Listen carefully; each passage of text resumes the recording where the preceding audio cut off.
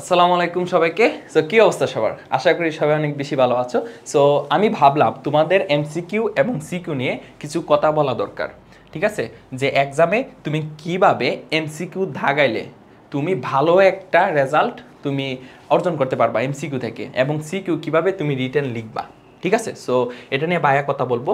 So MCQ নিয়ে যদি আমি কথা বলি, সো এটা তোমার জেনারেল ম্যাথ হতে পারে, হায়ার ম্যাথ হতে পারে, ফিজিক্স হতে পারে, কেমিস্ট্রি হতে পারে, অথবা যে কোনো বইয়েরই হতে পারে। সো এটা হচ্ছে তুমি কিভাবে দাগাবা, এমসিকিউ কিভাবে দাগাবা। আমি যদি ম্যাথের কথা বলি, ম্যাথ, সো ম্যাথের ক্ষেত্রে আমরা জানি 30টা এমসিকিউ থাকে, 30টা এমসিকিউ, এবং টাইম থাকে কতটুক, 30 মিনিট। 30টা এমসিকিউর জন্য 30 মিনিট সময় থাকে। ঠিক আছে, সো এমসিকিউগুলো এরকম থাকে যে 1 নং, 2 নং, 3 নং, 4 নং, 5 নং, 6 নং, 7 নং এরকম থাকে। ঠিক আছে, এখন আমরা যে ভুলটা করি, এখন আমি এই যে 1 নং কোয়েশনটা দেখলাম, অ্যান্সার করলাম, 2 নং কোয়েশন দেখলাম, অ্যান্সার করলাম, 3 নং যে কোয়েশনটা দেখলাম এটা একটু হার্ড, তারপরে আমি কি করলাম, 3 নাম্বারটা অ্যান্সার করতাম যাই। 4 নাম্বারটা দেখলাম এই কোয়েশনটা আরও হার্ড, তো আমি 4 নাম্বারটা অ্যান্সার করতাম যাই। এই ভুলটা করা যাবে না, এই ভুলটা করা যাবে না।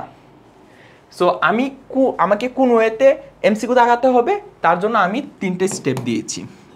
ফার্স্ট স্টেপে আমি ইজি এমসিকিউগুলা আমি সলভ করব, যেগুলো আমি চোখ দিয়ে দেখতেছি যে আমি এটা টাচ করলে আমার হয়ে যাচ্ছে, এই টাইপের এমসিকিউগুলা সলভ করব। তারপর সেকেন্ড স্টেপে মিডিয়ামগুলা। সো মিডিয়ামগুলা কোনগুলা, যে এমসিকিউগুলো আমি পারি কিন্তু একটু ক্যালকুলেশন করতে হবে, সো এই টাইপের এমসিকিউগুলো সেকেন্ড স্টেপে করব। আর থার্ড স্টেপে একদম হার্ড লেভেলের যে এমসিকিউগুলো ওইগুলো সলভ করব।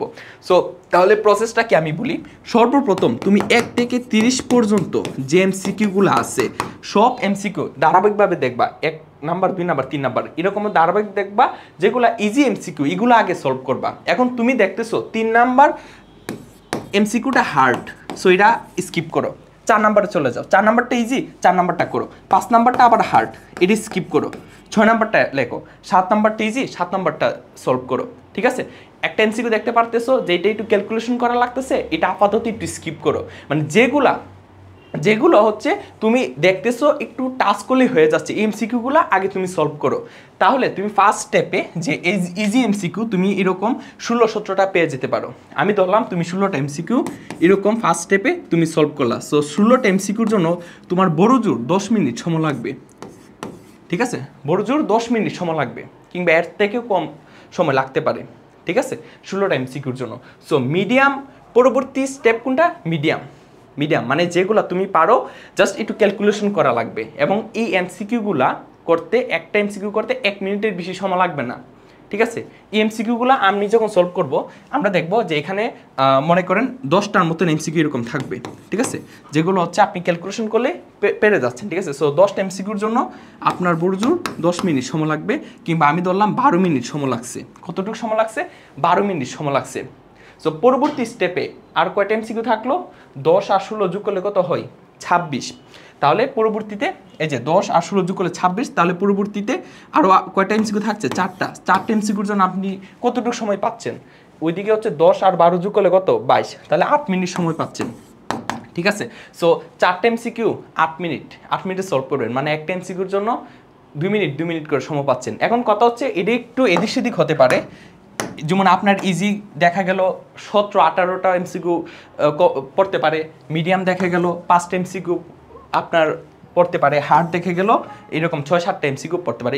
একটু এদিক সেদিক হতে পারে, টাইমটা এদিক সেদিক হতে পারে, কিন্তু আপনি কোন স্ট্র্যাটেজিতে আপনি এমসিকিউ দাগাবেন। প্রথম স্টেপ হচ্ছে ইজিগুলা, তারপরে মিডিয়ামগুলা, তারপরে হার্ডগুলা, এই নিয়মে আপনি এমসিকিউ দাগাবেন। তাহলে আপনি এমসিকিউ থেকে ভালো একটা রেজাল্ট আপনি অর্জন করতে পারবেন। ঠিক আছে, এটা মনে রাখবেন যে ইজি, মিডিয়াম, তারপরে হার্ড।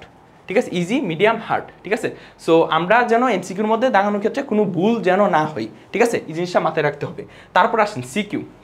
সো খাতায় লিখার প্রসঙ্গে, সো সিকিউ আমরা কিভাবে লিখবো। ঠিক আছে, সো সর্বপ্রথম আমাদের কোন জিনিসটা দরকার, মার্জিনটা দরকার। সো আমরা মার্জিনটা কিভাবে করব আপনাদের কি একটু দেখাই। এই হচ্ছে আমার এরকম সাদা পেজ থাকে, সো মার্জিন করার ক্ষেত্রে আমরা এরকমভাবে নিব, এই যে দেখেন, এই যে উপরটা হচ্ছে এরকমভাবে মার্জিন নিব, আর এটা হচ্ছে এখান থেকে শুরু করব, এই যে এই অংশ থেকে এতটুকু দেখেন কত স্ট্যান্ডার্ড লাগে দেখেন। এই যে মার্জিনগুলো এরকম করব, খাতার মার্জিনগুলো এই যে এটা উপর আর নিয়েন না, এই দাগটা উপর আর নিয়েন না, এতটুকু রাখবেন। এখন মনে করেন আপনি 1 নং প্রশ্নের উত্তর অ্যান্সার করতে চাইতেছেন, সো এইভাবে লিখবেন যে 1 নং প্রশ্নের উত্তর, এই যে 1 নং প্রশ্নের উত্তর এরকম দিবেন, ঠিক আছে। সো অনেকে কি করে এইখানে হচ্ছে অনেক কিছু এই যে ডিজাইন করতে চায় এরকম অনেক এই ডিজাইনের জন্য কোনো আলাদা কোনো মার্কস নাই, ঠিক আছে।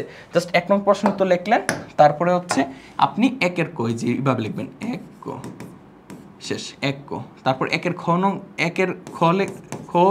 নং কোয়েশ্চেন অ্যান্সার দিবেন। সো 1 খ, তারপর 1 গ, এই যে 1 গ, এই যে এরকমভাবে লিখবেন, ঠিক আছে, এরকমভাবে লিখবেন।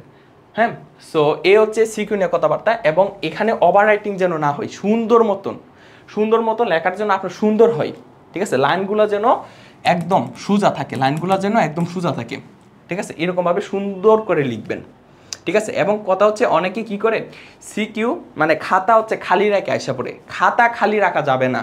একটা জিনিস লিখে রাখেন, খাতা খালি রাখা যাবে না। আপনি পারেন আর না পারেন, খাতা ভর্তি লেখা থাকতেই হবে, ঠিক আছে। ম্যাথের ক্ষেত্রে অবশ্যই অন্য হিসাব, ম্যাথের ক্ষেত্রে যে আপনাকে কি মানে সঠিকটাই লিখতে হবে। তারপরে যদি না পারেন তারপরও যতটুকু পারা যায় ততটুকু লিখে দিবেন। মানে মোট কথা হচ্ছে খাতা খালি রাখা যাবে না, বাংলা বলেন ইংলিশ বলেন খাতা খালি রাখা যাবে না, ঠিক আছে। কারণ খাতা যদি খালি থাকে স্যাররা কীভাবে মার্কস দিবে, ঠিক আছে। সো খাতা খালি রাখা যাবে না। তারপরে আসেন যে এক্সাম হলে আপনি কখনো নার্ভাস হবেন না, ঠিক আছে। এটা যা হোক, এক্সাম ভালো হোক খারাপ হোক যাই হোক, এক্সাম হলে নার্ভাস হওয়া যাবে না। কারণটা কি? কারণটা হচ্ছে আপনি একটা ম্যাথ পারেন কিন্তু আপনি নার্ভাস, ঠিক আছে। সো দেখবেন আপনি পারা সত্ত্বেও এটা আপনি মিলাতে পারতেছেন না, ঠিক আছে। সো এই কাজটা করা যাবে না, ঠিক আছে। আল্লাহর উপর ভরসা রাখেন, যাওয়ার হবে। আপনি কষ্ট করছেন, এখন বাকিটা আল্লাহর উপরে, ঠিক আছে। আপনি আপনার মাইন্ড, ঠিক আছে, ভালো মতো মানে টোটাল মাইন্ড যেন এক্সাম হলে থাকে, হ্যাঁ। এক্সট্রা কোনো চিন্তা করবেন না, যাওয়ার হবে যেন চিল মুডে এক্সাম দিবেন, পুরা চিল, আচ্ছা যাওয়ার হবে মানে আমি তো পারি, ওকে, চিল মুডে এক্সাম দিবেন, বাকিটা আল্লাহর উপর, ঠিক আছে। সো সবাই জন্য শুভকামনা রইল। সো দোয়া করি সবাই যেন ভালো একটা রেজাল্ট অর্জন করতে পারো, ঠিক আছে, মা বাবার মুখে হাসি ফুটাতে পারো, ঠিক আছে। আসসালামু আলাইকুম।